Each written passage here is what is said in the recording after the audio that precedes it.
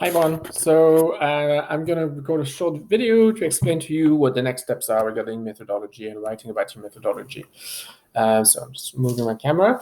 It is actually quite a complex step. So you often students in this kind of course, in this kind of projects, think that they've done the hardest bit, but the hardest bit is actually what you're doing this week. And I'm conscious of the fact that it's Easter weekend and you may not get this done.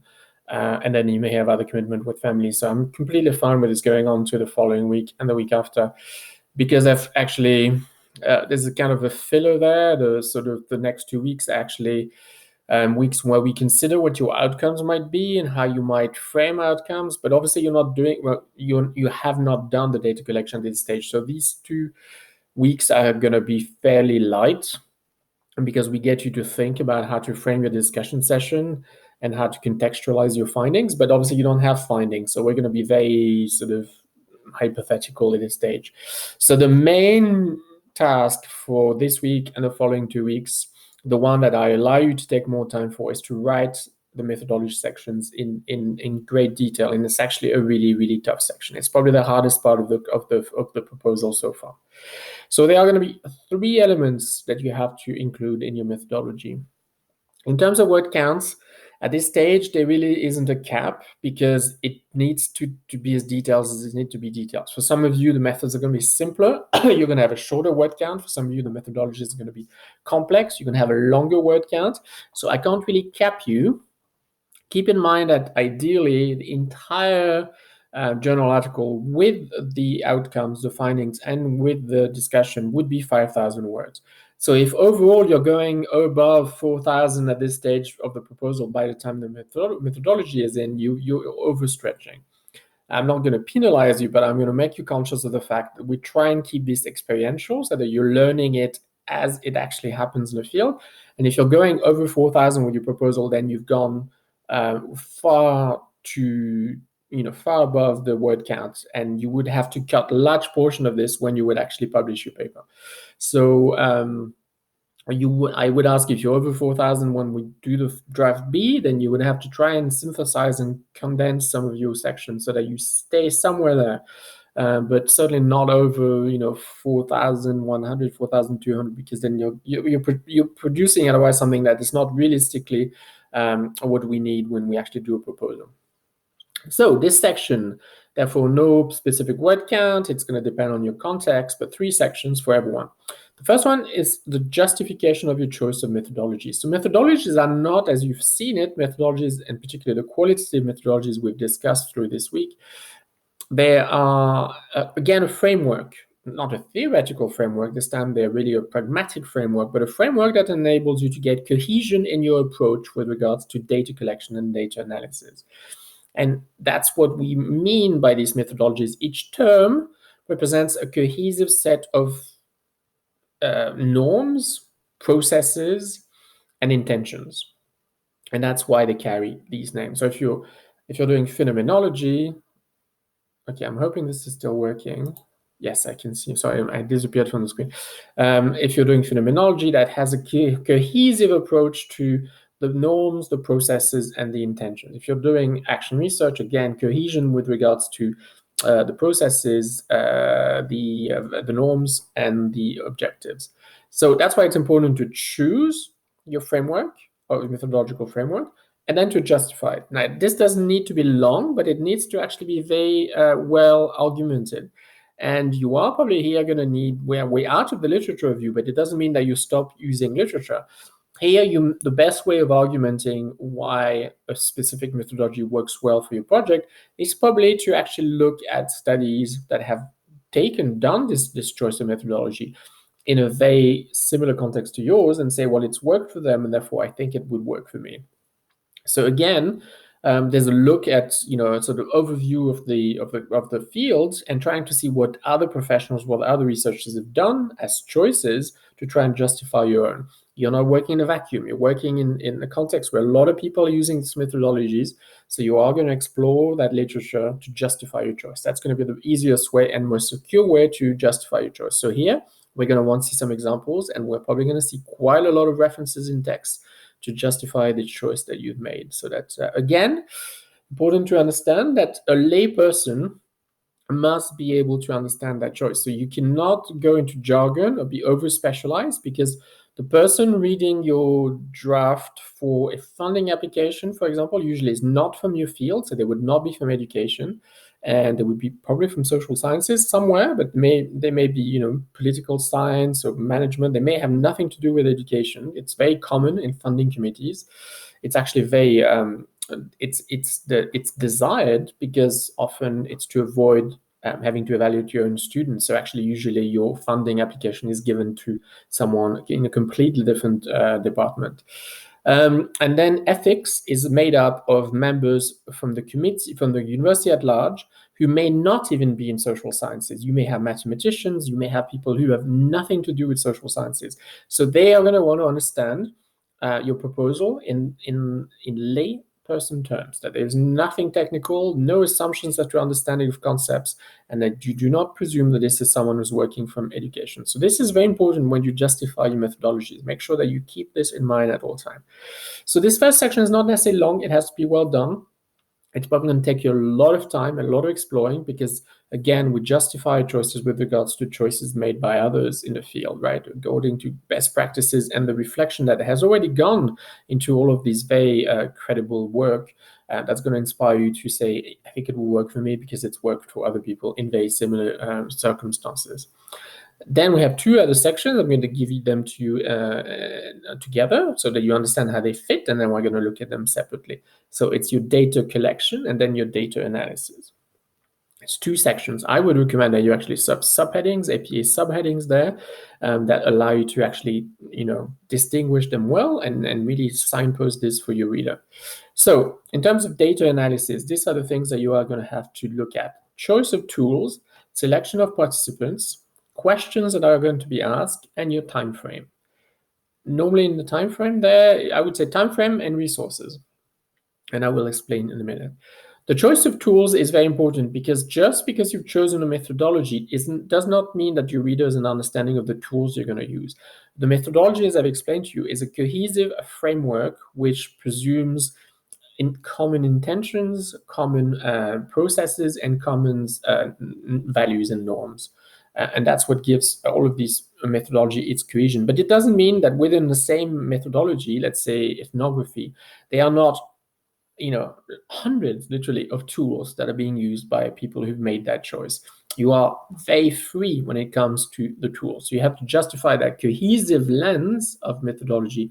But then when you get to the tools, there's actually a lot of choice. And as I've explained to you before, you're going to see that methodologies often borrow from each other. So you might be a phenomenologist, but you're going to borrow from ethnography, or you borrow from action research, and that reflection feeds your process. So when you choose tools, you're going to list these tools, and then you're actually going to explain why you've chosen them. If you've borrowed them from someone, again, it's very common to have citation.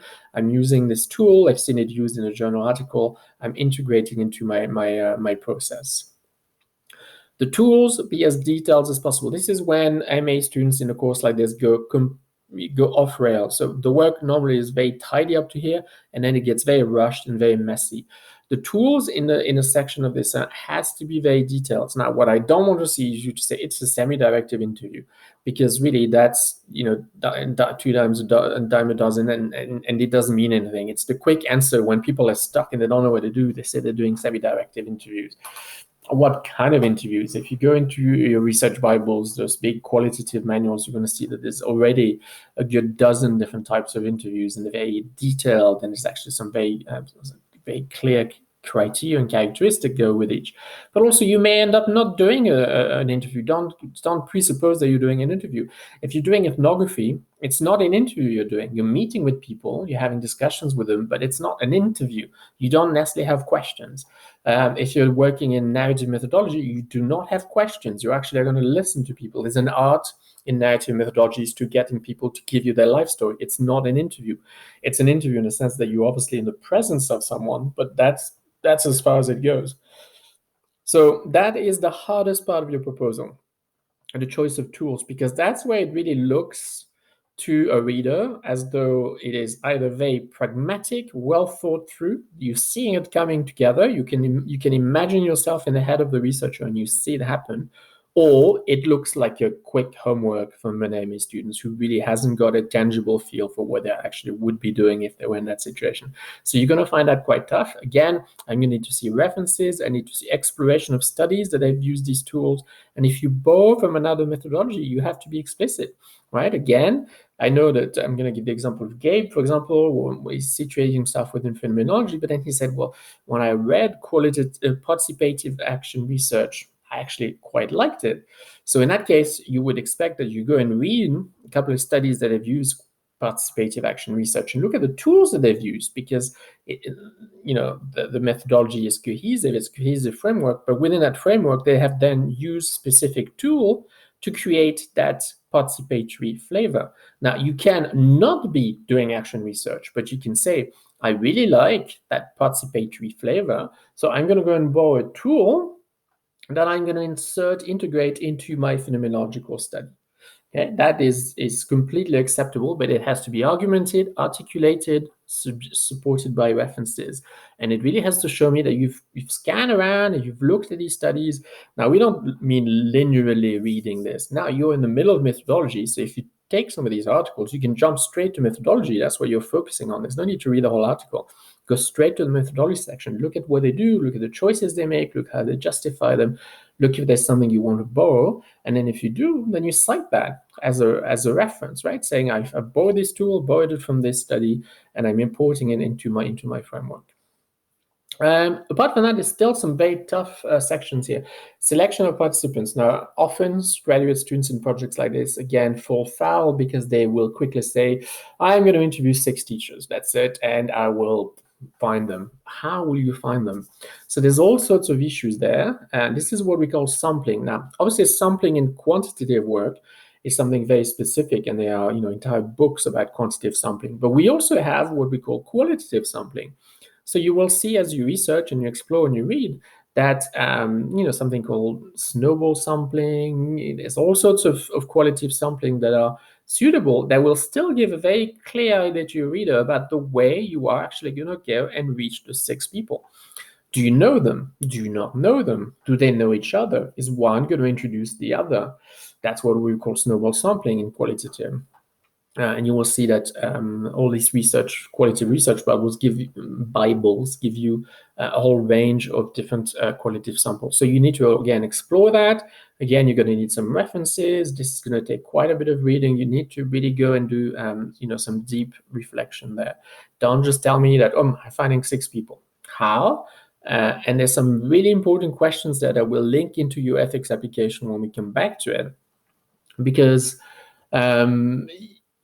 for example, if you said, I am going to send an email to my school district, teachers in my school district. Well, even if you were given the permission to do that, it's not ethically acceptable, because you cannot use a database that's from the Canadian Data Protection Act. You cannot use a database that people have no choice in belonging to then send a voluntary request for participation in the study. So they don't have a choice to be on the mailing list of the district, school district. And if you use that tool, that is not ethical, because people are have their details included in certain virtual databases that they cannot avoid because of their professional status, or because they are students, or because they are teachers. But it doesn't give you the right to use these databases to make requests from them. This is very serious, because you don't just breach ethics, you actually breach the Canadian Data Protection Acts and the provincial ones often. And be careful, because even if your school district says, yeah, I don't have a problem, you can send an email to those participants, university ethics would not allow it, and you would still be breaching the data protection legislation. So it's very important that you consider this. Participation can appear in public places. It could be posted on walls. Still, sometimes printed material posted on wall is quite an effective way of getting participants in an ethical way. But you are going to have to consider this. It's not because you know someone or you have a relationship with them that you can assume that you can use that relationship to actually get to them. And if they are people that you know, then you are going to actually think quite hard about the ethics there and how you are going to be able to invite them. Okay, because there's going to be a lot of reflection in the ethics form itself. The questions asked. Now, you don't necessarily have to include the questions asked in your methodology, your data collection section, not verbatim, but you do have to give your reader a fairly good overview of what the kind of flavor of what you're going to ask them, just so the reader understands that you're not just shooting in the dark, that this isn't just something you've not prepared and you'll wing it when you get there. In fact, when you get to your ethics, you will see that you have to submit the full list of questions. Now, some of you may say, but I'm doing a methodology that is fairly flexible and it's very participant-centered, and I don't have questions. What you're allowed to have, if you have, for example, if you have prompts, or if you have triggers, if you have things that you think will create a discussion, and that's what you're looking for, then you create a data bank of these prompts or these key remarks, or even if it's visual, if you have visual prompts, you would also include that. And that would actually be annexed to your ethics. That has to be finalized before you even go into the process. You can't just wing that once you're in it. So you are going to give some reflection to that here. The last section I said it's time framed, and normally, as I said, it would be time frame and resources. Right? There's not a huge amount of discussion you can make around resources because we've said from the start that you're doing this as a scholar practitioner. So you have no money, you have no research assistant, you have no access to funding. But if you had a reflection around resources, this is where it would come in, saying this is how I'm balancing my budgets and the different grants I've received, even if they're very small, and this is what they actually are going to be meeting. I'm using this grant for my research assistant, this grant for my transcription. This is where you would actually state this. And the time frame is important because the time frame is essential again in the ethics. It will be asked of you. Exactly how many weeks is this lasting? How long does the data collection last? How long does the data analysis last? When are you closing the project? Now, you may think this is excessive. Why do they need to know? They need to know, again, because the worry right through the process with ethics board, with the granting funds, the organizations that may be supporting with funding, they want to know that it's feasible. So the time frame gives them a good hint that it is indeed feasible, that you understand what you're doing and getting into, but also it's a sort of a cutoff, because we don't want you to be bothering participants for the next 5 years. You make a commitment in the ethics that you will actually bother them once for an hour for a very simple window of time. The ethics application doesn't last forever. They actually check with you a year into it to say, okay, can we close it down, or have you done what you need to do? So you don't have carte blanche here. You actually have to do things within very, very specific time frames. And that time frame really should be mentioned here, and then that will be copy-pasted into your ethics application too. So that covers most of the second section, but as you've seen, the data collection section is going to require a lot of work from you, a lot of exploration, a lot of reading, so that I really see some texture here. I see that you've really given it your 100% thought as to all the angles that would come into play when you're actually doing this. It can't be just something that's just wishful thinking. The third is the analysis of data. Now, this is usually catastrophic when I teach courses like this, because by then students are out of steam. They really feel like, oh, the interesting thing was to actually create the research question. I don't know what I'm going to do with all this data. But you've got to see that it makes the whole thing fall down. If this section isn't done properly, the whole project has no merit. Because what's the point of doing all this if we don't understand what you're going to be doing with your data once you have your data? Now, in qualitative, it's particularly troublesome because we feel good when we finish the data collection because we have tons of things. So you might have been successful. You may have 6, 7 hours, 8 hours, 9 hours, 12 hours of interviews, or of observation, or of notes, or of narrative from someone. But what are you going to do with it? And this is a lot of material, right? You'd be surprised as to how many pages 1 hour of interview turns into. So you have lots of text. You have text, so much text. And you may have your notes, and you may have journal this, and you have all this text. What are you going to do with it? So this is really, really important. And in fact, you are going to have to find some way to get the data to speak to you. So usually it's done through coding, but it's not enough to just tell me it's coding, because there's, again, dozens of ways that you can code a text. The principal questions at this time is going to be asked from you is, first of all, are you manually coding or you are coding with software? Now, because of the limitations of your resources and your time, I'm assuming not many of you will choose to actually look at software coding. And there's only one study within the whole program, which is systematic review. And in that case, there's no choice. There's a requirement to use software. But for all of you, you are going to have this raw data. And I assume that you're going to be doing what we call manual coding. Now, coding, you are going to have to immerse yourself again in some of these qualitative Bibles. I'll mention them at the end. Or go on shorter text if you can, but you are going to have to explore the full range of coding processes that exist in qualitative methods, and then make your choice and justify it. Now, the wide choices are, again, manual software, and then if you're doing manual, they are different processes. So either you are arriving with a pre-existing set of codes. By codes, we mean categories. So usually we mean a theme or connotation, right? Which is going to allow you to pick up in the text how often a certain connotation happens.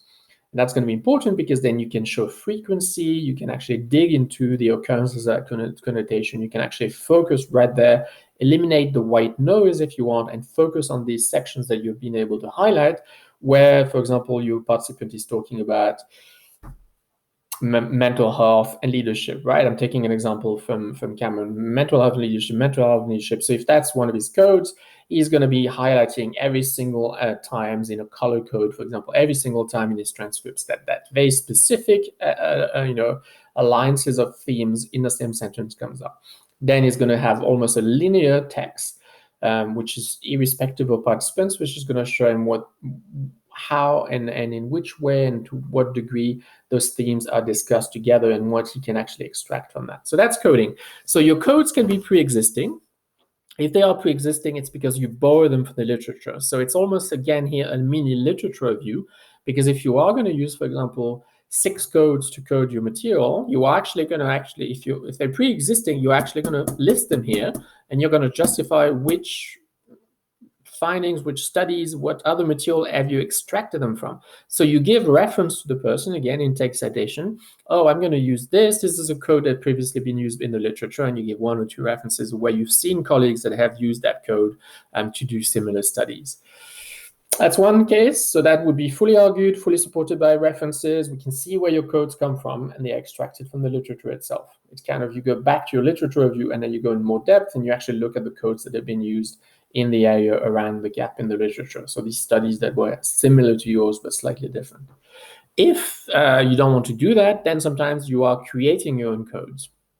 And there are different processes. Again, you have to explore some of the qualitative manuals for that, but I'll give you a hint. They are usually either you do all of your transcripts and you read all of this, and then you sort of say, having read this, what jumps at me is these categories, and therefore I'm going to use these codes. So then you would not announce them here, but you would actually describe the process which will lead you to select the codes, so how you intend to do it.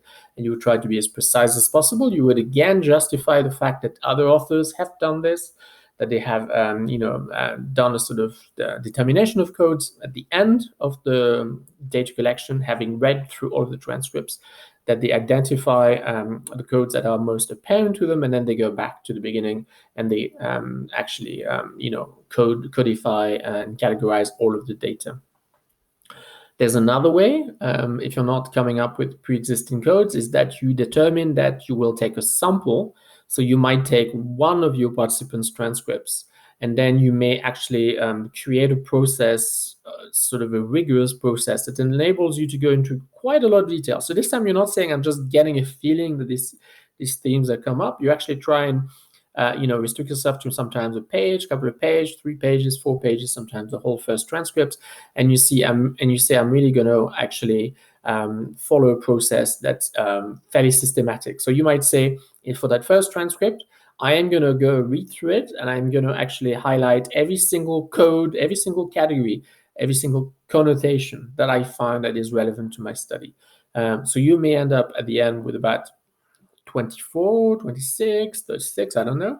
And then you're going to see the ones that are relevant and the ones that are not. That's going to be purely frequency. If you see that some of the categories come up in your first transcript 8 times and one comes up once, you're going to dismiss the one. You're going to actually focus on the ones that they actually have a lot of frequency and that are actually occurring often. And that's going to be a process. It's a creation of code through sample. And then you basically said, well, I'm assuming that because it's worked here, this is going to be relevant for the others because there's a lot of cohesiveness in my group of participants. I've selected them for this reason. And so you apply the codes which have been extracted from the first one to all of the transcripts that follow. So I've given you some highlights there of three processes of codifications. There are more. And if you go into what I call these quality Bibles, you will see a lot more. There's been a lot of creativity in quality methods over the last 45 years, 50 years after the Second World War. So there's a huge amount of innovation, a huge amount of methods out there. So you can go into a lot more detail if you wish, and actually sometimes cite. You might say, I'm going to use this codification method, which has been used once or twice by this writer, scholar who's been published and actually has showcased a method that they invented with regards to the codification of qualitative data, and that would be justifiable because then you're borrowing and you're referencing and you're giving a nod to the person who's invented that and you're adopting it. That is not all. You have to give a hint as to how you are going to be satisfied that your data analysis is rich and pertinent. We've seen that in quantitative, they use validity as a criteria. In qualitative, we don't use validity, but we use a whole range of different sort of criteria. And I've given you some examples. Now, it depends on the methodology that you choose. There's not a set that works for all of them, but depending on the methodology, each methodology has established its own criteria through use and practice and through the years. So again, when you go into these sort of qualitative Bibles, you're going to be able to find, if you're working in phenomenology, you're going to be able to go into the phenomenology section and see what kind of criteria people have usually applied when it comes to looking at rigor. You don't just leave it blank and hope that the reader will know, because you have to close off your study. When you get to the outcomes, you are actually going to have to say, did this work or did this not work? So you have to set up the criteria so that at the end, you're able to say this was successful as a study, this was not successful as a study, or simply this was successful, but it has its certain limitations. And so those criteria need to be identified, usually on the basis of which methodology you've chosen. You again look at the fields, you look at some of the criteria that have been established, and then you insert them here and say, these are the criteria I'm going to use later on to assess the rigor of my own finding. Right? It has to be stated because you have so much choice in qualitative that you have to be, you have to give foresight to your reader to say, this is the choices I've made. So when I get my data, I'm not suddenly going to spring on you that, oh, it was successful. I'm telling you now what my own criteria, the criteria I've extracted from the literature, are going to be to assess whether what I've done has actually been completed satisfactorily. The last point as well, it's normal at the end of a study, often you have a limitation section, which again says, it went fairly well, but this didn't work or this didn't work.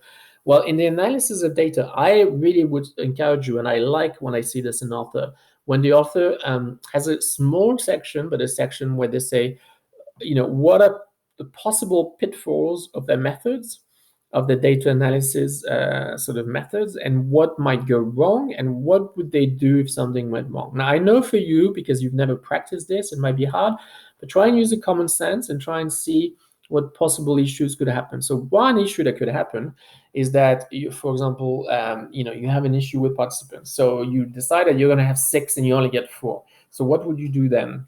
And would this still satisfy your criteria for rigor?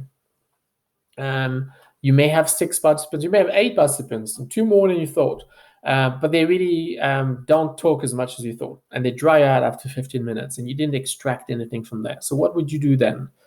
And how are you preparing for possible issues? So it's quite important, because this is really, if you have a plan B must be considered then. You can't just wing it again. You can't just get to there and then say, oh, now I'm in a situation where I have problems, and I'm going to invent something, because really you've been often funded and you've definitely been ethically approved for a specific process. So if you change that process, you're breaching those agreements that you've made with these other stakeholders. So if you have a plan B, it needs to be included here, and it will be copy-pasted into your ethics application. You will see that in your ethics application is actually a section there that asks you to consider the possible problems and what would you do if there were problems, so that everything is covered. Okay. Okay, so as you've seen, I've taken half an hour to explain this to you. It's going to probably take you 3 weeks. This is actually the tough part. So I'm sorry often that students get to this stage and think, okay, I'm nearly there.